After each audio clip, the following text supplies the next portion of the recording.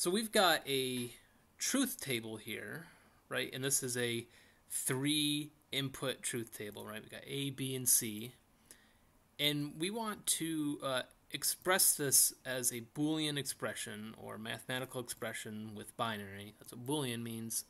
And so we're going to use the sum of products form to do that, right? Sum of products. So our rules are, we want to find all of the rows that have 1s as the output, right? The output is 1. So that's here, here, and here. All right, so that's the first step down, easy enough.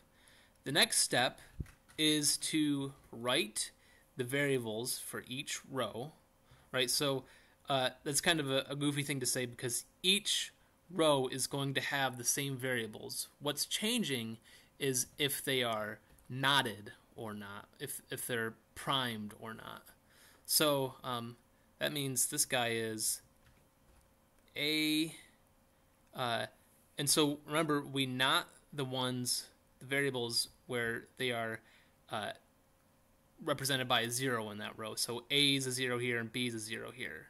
So we've got A prime, and then we've got B prime, and then we've got C, right? C is a 1, so we don't have to prime it. Here we've got A prime, and then we've got B, and we've got C, right? So B and C are not primed, A is a 0, so therefore it is primed. And then last we've got A and B primed and C primed. So especially when you start getting these bigger functions, drawing these and symbols, it's just an extra step you have to do. So kind of from here on out, I'm not going to draw them, right? I'm just going to do the variables kind of pushed together, like multiplication, how you don't need the sign. So that's the second step, is you write these terms. And the last step is we OR each one of them together. So that means our final function here is really x equals, and we've got A naught, B naught, C, ORed with A naught, B, C, ORed with A, B naught, C naught. So the way sum of products works is if any of these AND gates outputs a true, this big OR gate only needs 1, 1 in order for its output to be a 1. So that's kind of what's happening there. Additionally, let's look at our shorthand form, right? So this right here is longhand.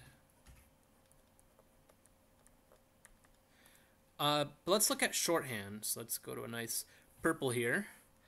So if we want to go to shorthand, the best advice I can give you is always label your rows in your truth table in decimal. So that means kind of off the side here, we're going to say we've got 0, 1, 2, 3, 4, 5, 6, and 7.